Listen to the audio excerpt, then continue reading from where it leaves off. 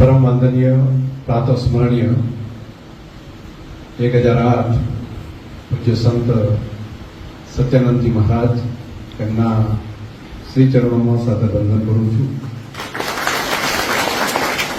સમાજના સૌ શ્રેષ્ઠીજનો, મને બાપજીએ કીધું કે અહીંયા બેઠેલા એક એક વ્યક્તિ, એક પંચ છે, આગેવાન છે. અહીંયા આવેલા સામાન્ય કોઈ કાર્યકર્તા નથી, પણ એમની સાથે આખું ગામ છે, દરેકે દરેક જ્ઞાતિ સમાજ છે. આ રીતની વાત કરી. હવે તમામ આગેવાનોને હું વંદન કરું છું. ખૂબ ખૂબ આભાર. સ્ટેજ ઉપર ઉપસ્થિત સૌ મારા આગેવાનો, કાર્યકર્તાઓ, વડીલો, બધાના નામ વસંતભાઈ ચાલે ને? બધાને ખાતો રમેશભાઈ, તમામ આગેવાનો. અહીંયા રમેશભાઈ બે છે, ગણપતભાઈ બે છે, વસંતભાઈ, રત્નાજી, બધા.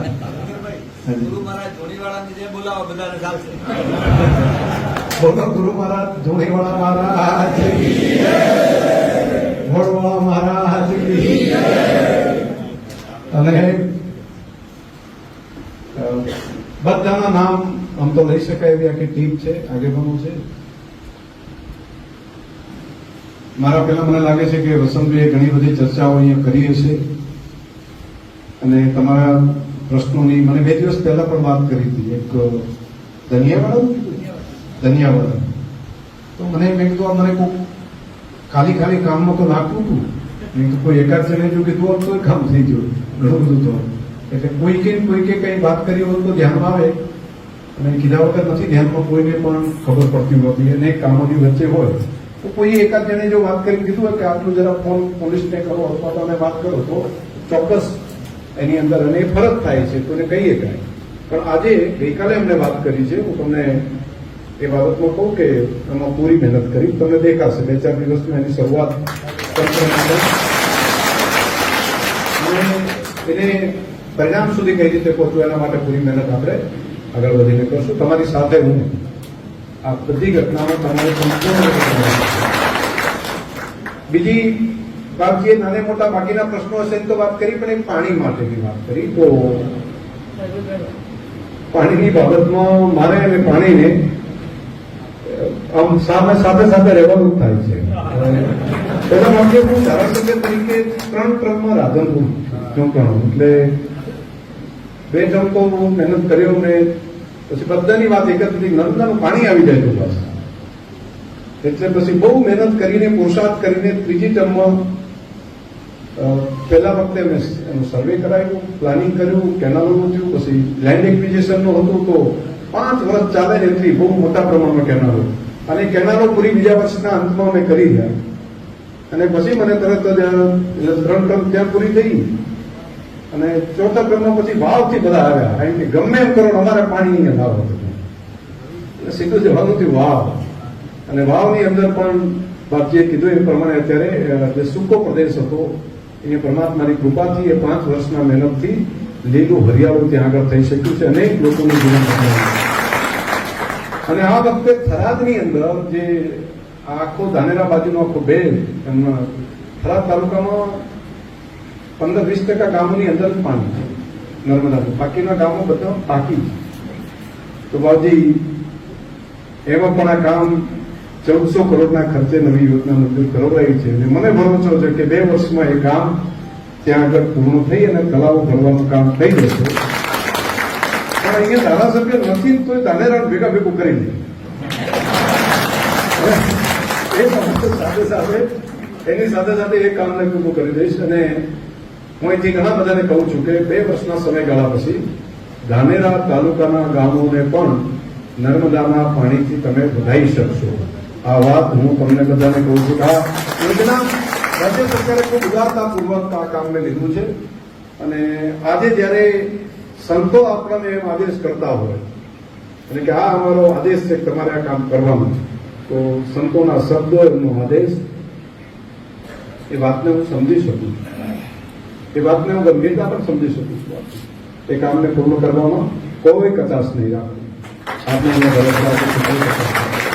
સાહેબની વચ્ચે બોલવું તમે જોઈએ, પણ એક વાત સાહેબના માટે બદલ આપણને કહી દઉં છું કે કાં તો આ કામ આપણે કહ્યું કે પાણીનું પાણીનું કામ કાં તો કર્યું હતું રાજા ભગીરથે કે સ્વર્ગમાંથી ગંગા લાવીને આ આખી મતલબ ભારત દેશને ના ભૂમિને પવિત્ર બનાવી હતી, અને કા પછી આ નર્મદા માને બનાસકાંઠામાં લાવવાનો આપને હાથે યશ લગેલો હશે ને હશે, એટલે મને પૂરો વિશ્વાસ નર્મદા રાજ એવી છે કે બનાસકાંઠામાં શંકરભાઈના હાથે છે એવો મને વિશ્વાસ છે, અને સાથે સાથે આશીર્વાદ પણ આપું છું કે રવિધામમાં થયેલા સિદ્ધ સંતોને પ્રાર્થના કરીને આપ આપના જીવનમાં ખૂબ આગળ વધો અને આપનું ખૂબ નામ રોશન થાય એવા મારા ઘણા ઘણા આશીર્વાદ છે, અને આ સમાજ આપની સાથે છે.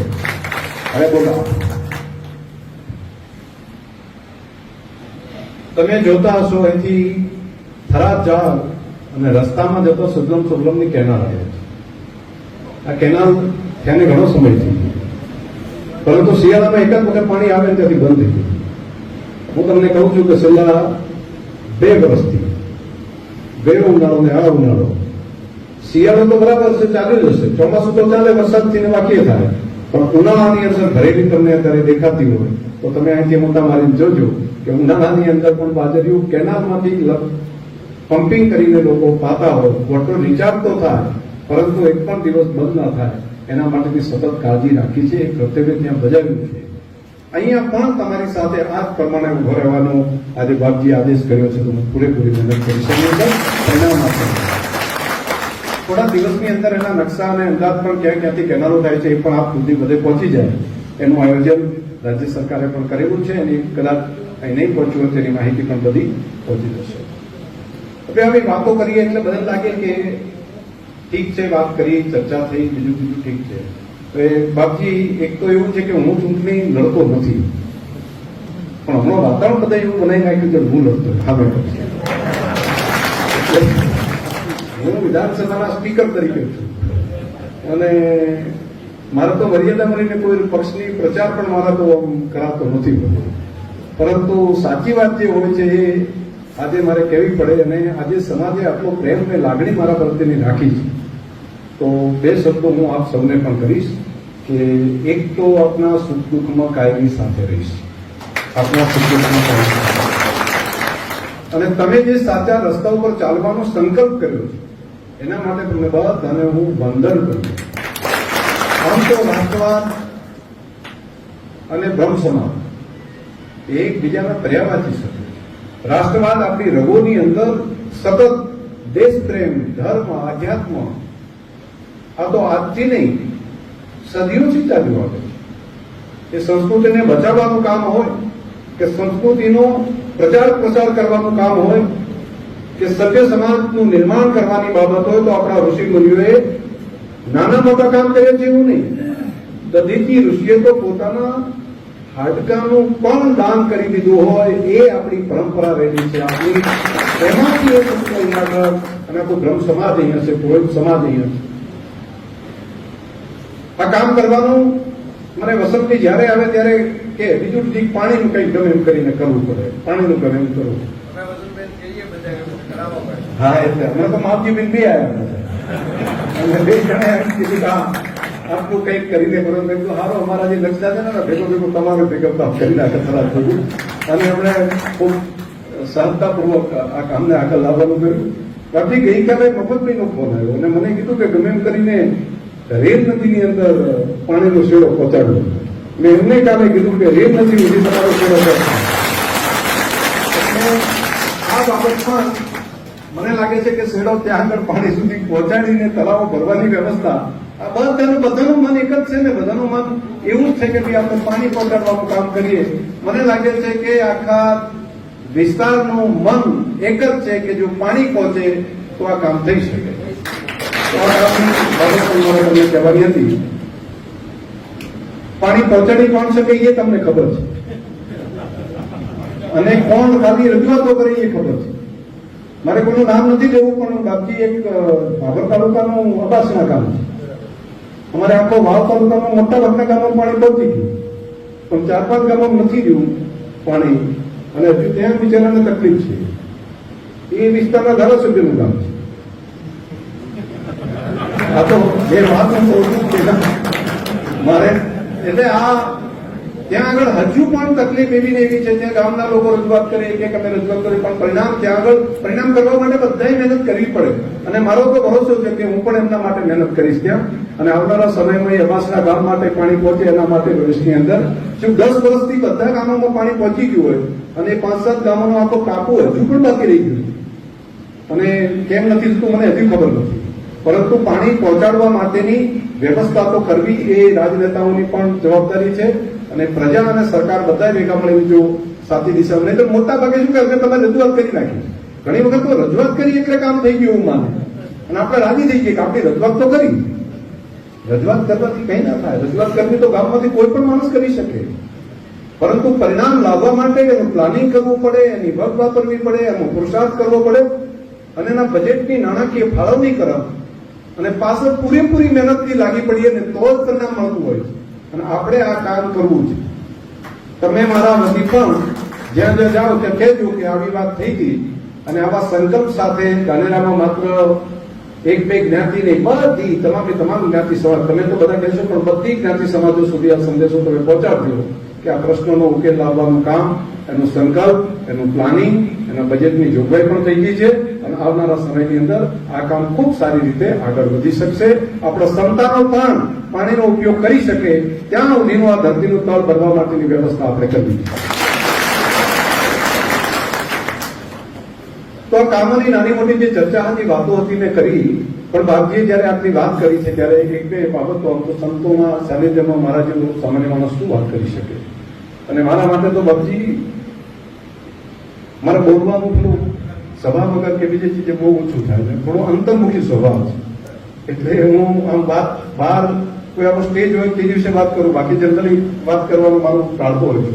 એટલે મારા માટેમાં સ્વરૂપે અલગ પ્રકારનું બનાવી નાખે.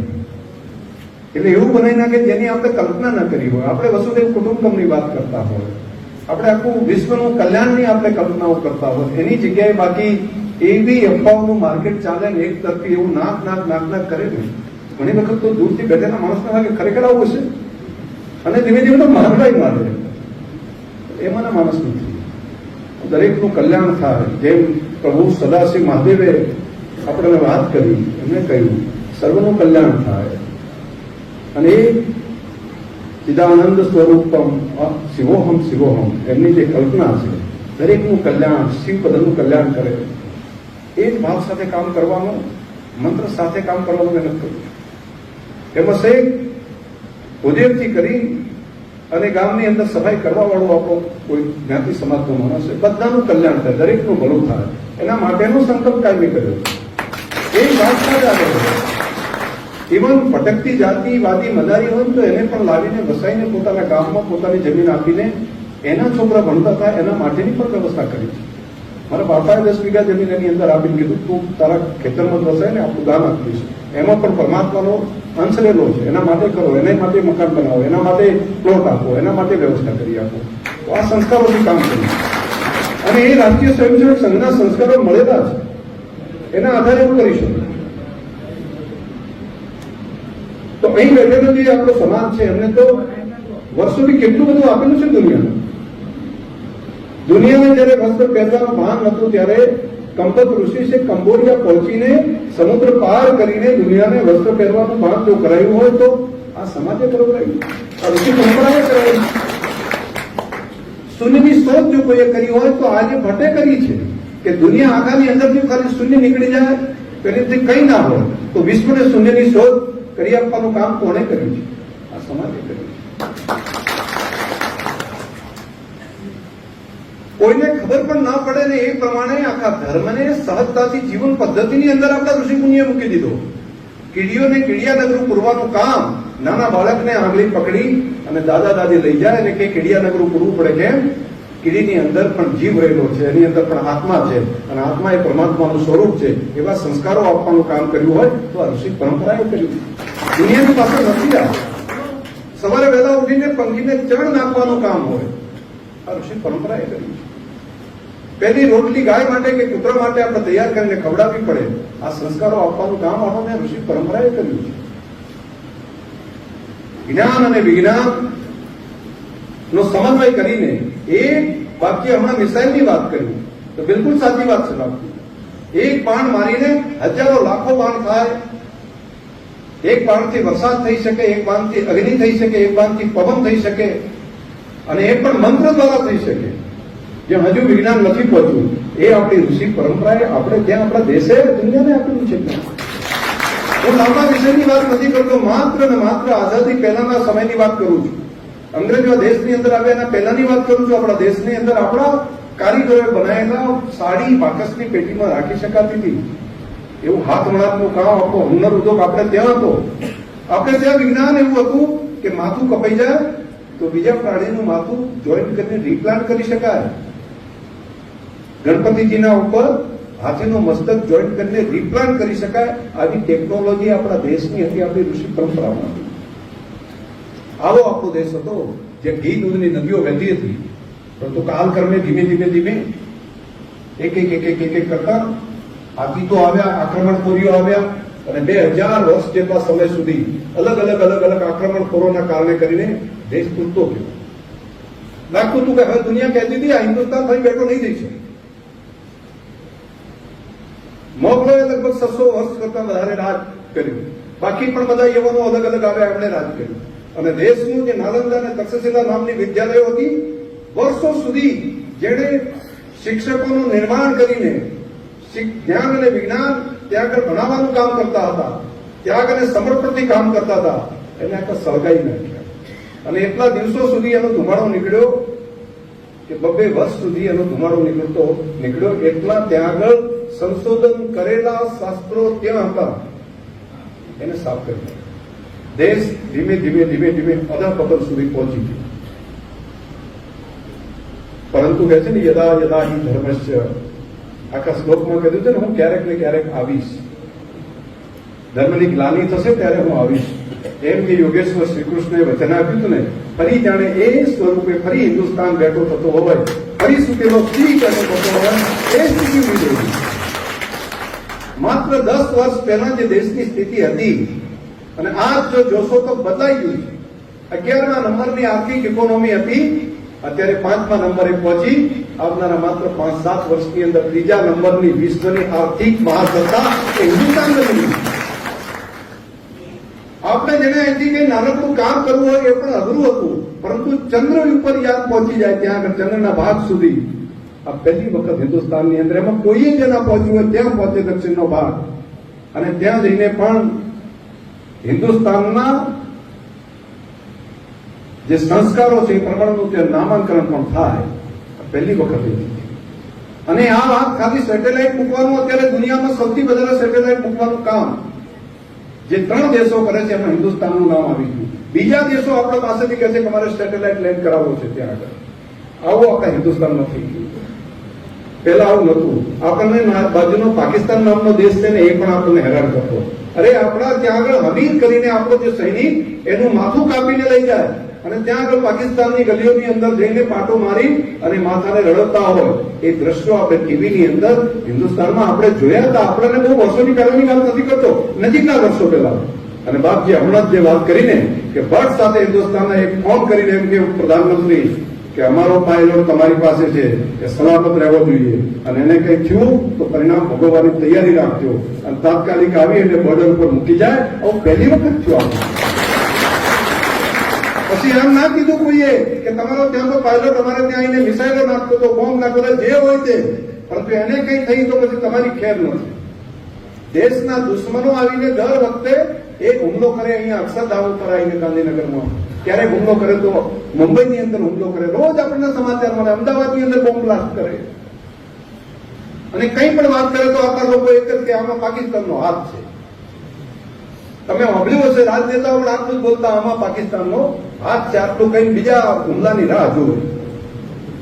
પહેલી વખત એવું થયું કે અહીંયા નહીં, અહીંયા તો બંધ થઈ જાય હિન્દુસ્તાનમાં, પરંતુ દેશના દુશ્મનોને અઠવાડિયે 15 દિવસે સમાચાર એક મળે કે જે સૌથી મોટો આતંકવાદી હતો એનું પાકિસ્તાનની ધરતી ઉપર કોઈ કે ગોળી મારી નાખે. અહીંયા જ માત્ર નહીં, વિદેશના બીજા દેશની ધરતી ઉપર પણ સમાચાર મળે કે આ જે હિન્દુસ્તાનને નુકસાન કરતો હતો ને આતંકવાદી હતો ને આ દેશમાં કોઈ કે એને ગોળી મારી દીધું.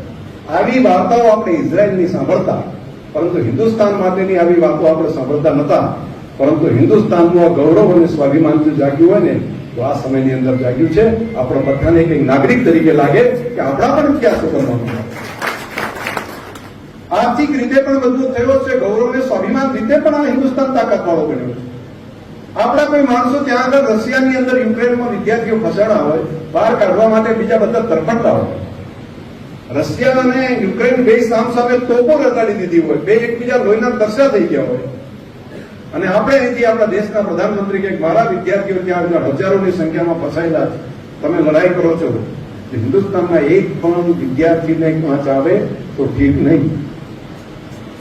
બે દુશ્મન દેશો પોતાની ગોળીઓ ચલાવવાનું બંધ કરી દે, તોપોના અવાજ બંધ કરી દે અને તિરંગો ઝંડો હાથમાં લઈને નીકળે, જે ગોળીઓ નીચી થઈ જાય, બંદૂકો નીચી થઈ જાય. આવું પહેલી વખત હિન્દુસ્તાન, આ નાની ઘટના નથી.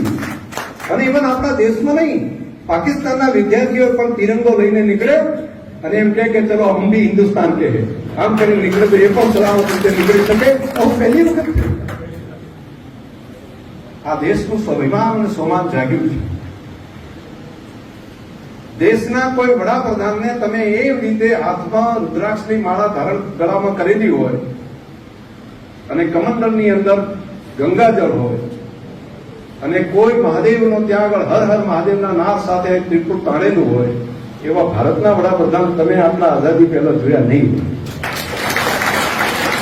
પહેલી વખત એ કાશી વિશ્વનાથની અંદર જાય કે પશુપતિનાથની અંદર જાય, કોઈ પણ પ્રકારની સે શરમ વગર કે મારી આસ્થા છે. એ કેદારનાથની અંદર જઈને પણ ઓમ નમો શિવાય ત્યાં આગળ ગુફામાં જઈને બોલતા દેશના પ્રધાનમંત્રી કોઈએ જોયા હોય તો પહેલી વખત આપણે બધાએ જોયા છે. આ બદલાવ છે હિન્દુસ્તાન. બાકીની શરૂઆત માટેનો હું શરૂઆતના થોડોક કામનો સાક્ષી બન્યો. ગુજરાત વિધાનસભાની અંદર હું એ બાબતનો સાક્ષી છું અને સહયોગી પણ છું. એનું ગૌરવ પણ મને છે કે ગુજરાતની અંદરથી પહેલી વખત ગૌવંશ પ્રતિબંધ માટેનો કાયદો લાવવો હતો ને, એ દિવસે એટલો વિરોધ બાકીના વિપક્ષોએ કર્યો હતો. અને ત્યારે મને લાગે છે કે કેવું વાતાવરણ હતું. ગૌવંશ પ્રતિબંધનો કાયદો લાવવો એના માટે તો એટલા મોટા પ્રમાણમાં તે વિરોધને મંડળો ચાલુ થઈ ગયા હતા.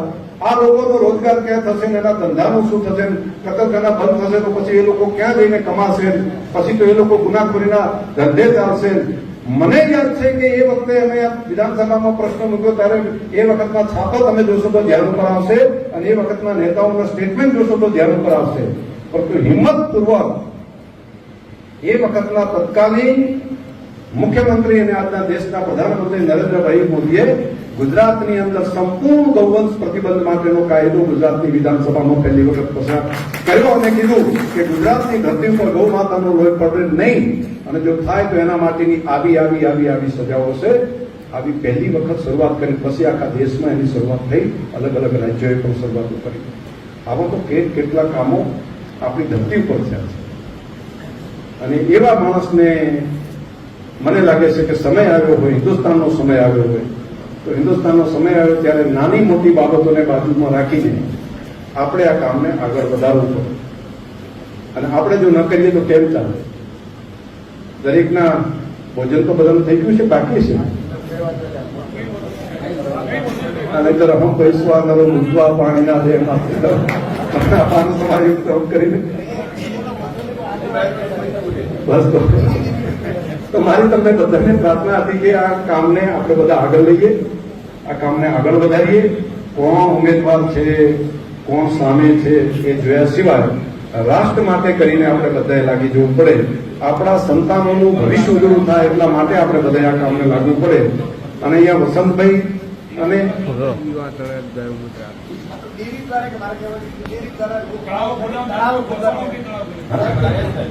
તમારું કર્તવ્ય છે, હું કરું છું. અર્જુન બધા કહે છે કે તમે કેટલા બધા તલાવો ડેરી દ્વારા જે કર્યા છે એની વાત પણ કરાય તો એ તો છે. મારે તો બધા ગામના જેટલા તલાવો છે બધા પાસે ફરી ઊંડા કરવા છે. જેમ દાંતીવાડામાં આપણે શરૂઆત કરી એમાં અહીંયા પણ થયું છે. તો હજુ પણ એને કામને આગળ વધારશું. ડેરી તરીકે પણ જ્યાં પણ જરૂર હોય તો હું તમને આજે કહું છું કે આ તમારો હવે અધિકાર થાય છે. અધિકાર થાય છે. આ તો પ્રેમને લાગણી આપીને મને પોતાનો ગણ્યો ને, મને પોતાનો ગણી તમે બોલાવો, મારું સન્માન કર્યું, મારું માન કર્યું, તો એ પણ હવે તમારું છે.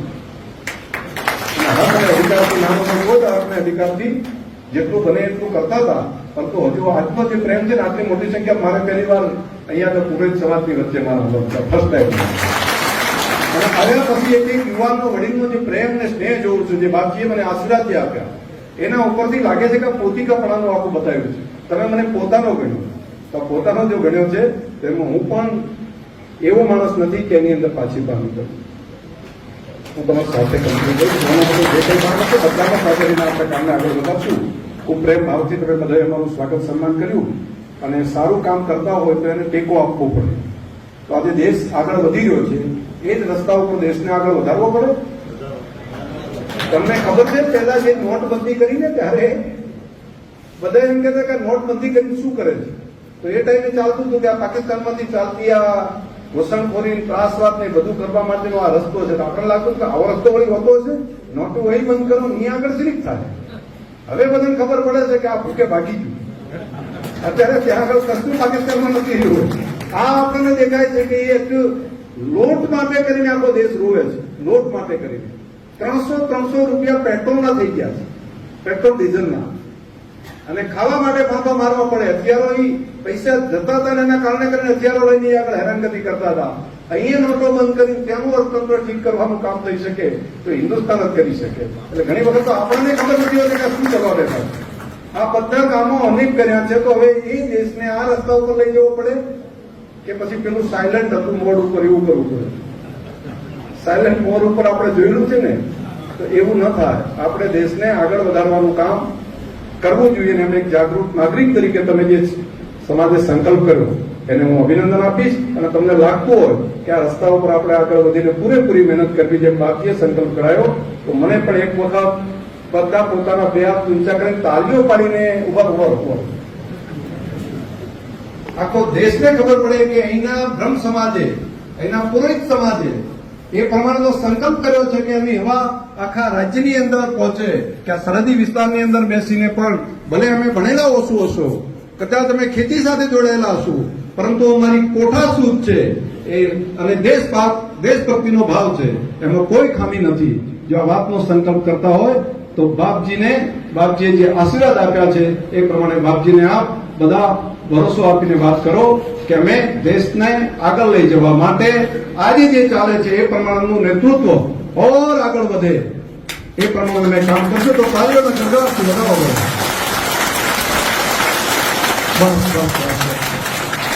આપ સૌને સદાશિવ મહાદેવ કાયમી શક્તિ આપે, ભક્તિ આપે અને સાચા રસ્તે પર ચાલવા માટેનું આપણે બધા ભેગા મળીને કામ કરીએ. બાપજી સમાજના આગેવાનો માટેનું હિતનું રક્ષણ કરવા માટે પણ હું ભલે નાનો છું, પરંતુ સમાજના આગેવાનો છે એમના માટે ધ્યાન રાખવાનું પણ આપણે જવાબદારી સોંપી છે. શબ્દને હું સમજી શકું છું, એમાં પણ પાછી પણ નહીં કરે.